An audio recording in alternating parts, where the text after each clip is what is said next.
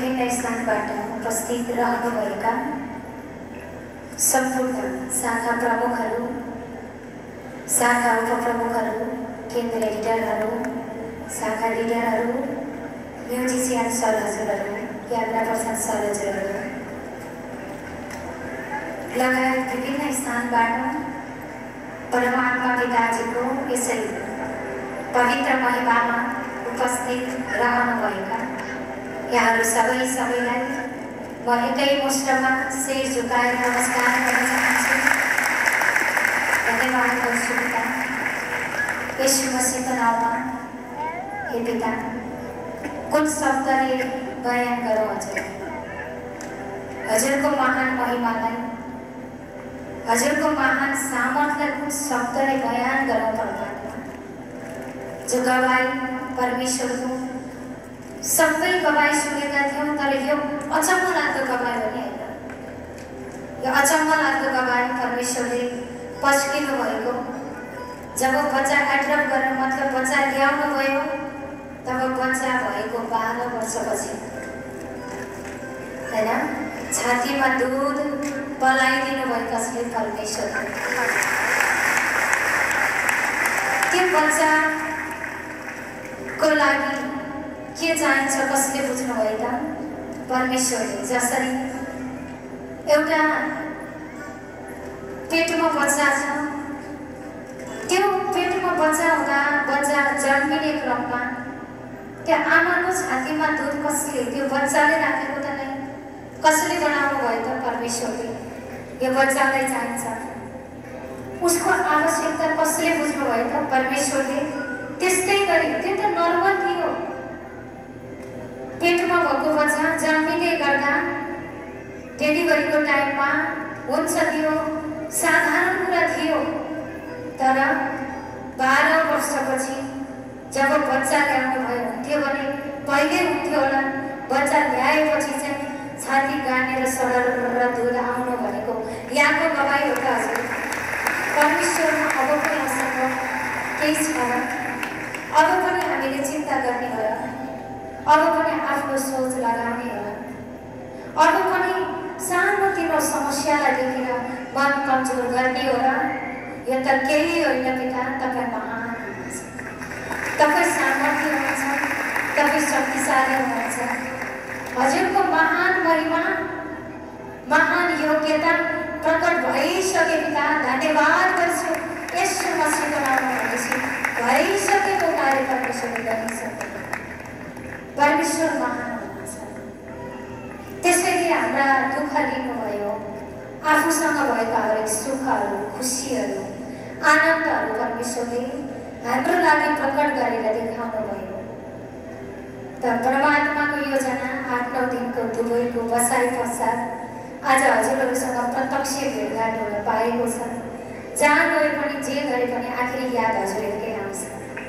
परमेश्वरले यो प्रेम हालिदिनु भएको छ। कस्तो महिमा भयो होला, कतिको आउनु भयो होला, कस्ता गवाईहरू भयो होला, कतिजनाले उद्धार पाउनु भयो होला, कतिजनाका आँखाका आँसु सुक्यो होला, कतिजनाका मुखमा अनुहारमा मुस्कान छायो होला। परमात्मा धन्यवाद याद हजुरहरूकै आउँछ। परमेश्वरले यो प्रेम हालिदिनु भएको छ भने सबको लागि परमात्मा पिताजीको योजना आज सुरु भएको छ। यो त एक छेउ पनि दिएको छैन, धेरै बाँकी छ, धेरै काम बाँकी छ। संसारको मान्छेलाई खायो लायो भन्ने पिर हामीलाई चाहिँ कतिले उद्धार पाउनुभयो, कतिले जीवन पाउनुभयो, कतिले आशिष पाउनुभयो, कति खुसी हुनुभयो, कतिको परिवार टुटेको मिलेको छ, कति रोगीहरू निरोगी हुनुभयो होला। हाम्रो ध्यान भने यो चिजमा छ, जब परमेश्वरको पछि लाग्छौँ तब संसारका सबै महिमाको पछि परमेश्वरले हामीमा लगाइदिनु भएको छ।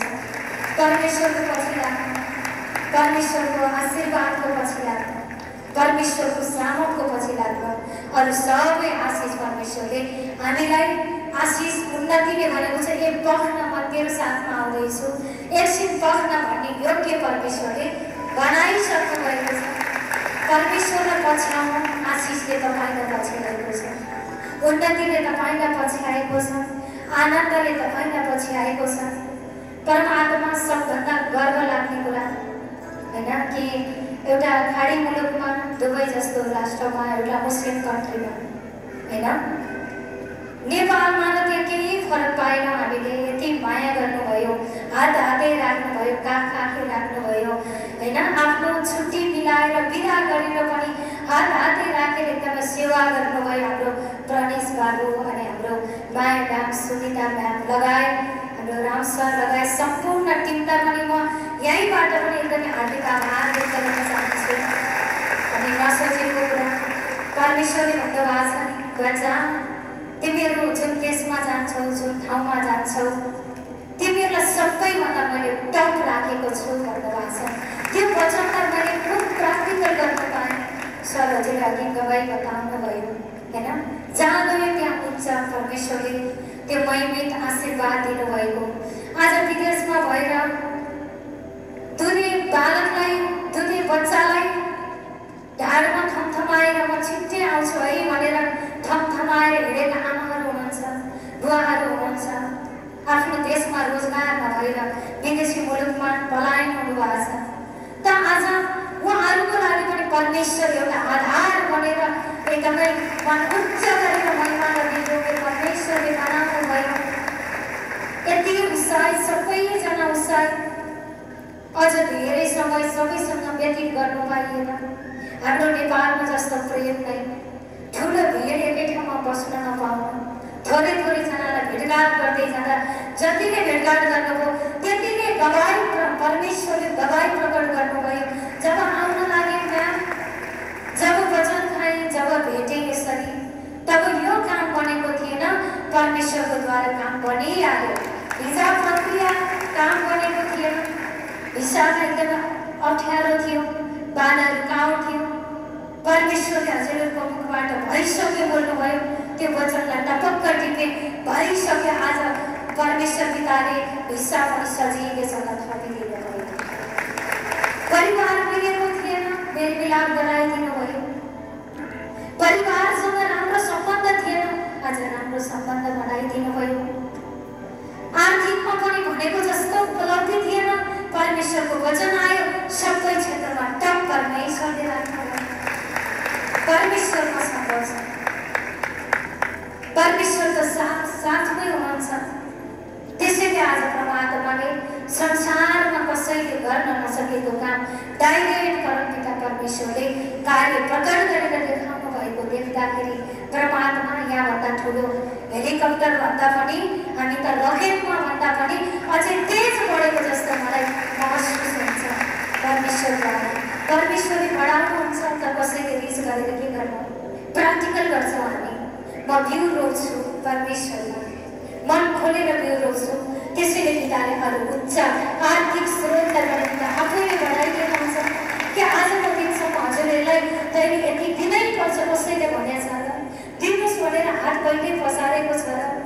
तपाईँहरूको आफ्नो खुसीले, तपाईँहरूको आफ्नो खुसीको लागि, आफ्नो उन्नतिको लागि परमेश्वरमा रोपेको तपाईँहरूले नै प्रतिफल पाउनु भएको छैन।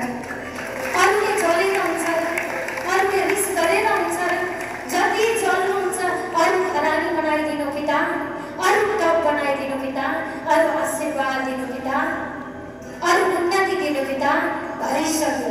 धन्यवाद पिता, अरू महान महिमा र आशीर्वाद पिताले दिइसक्नुभयो।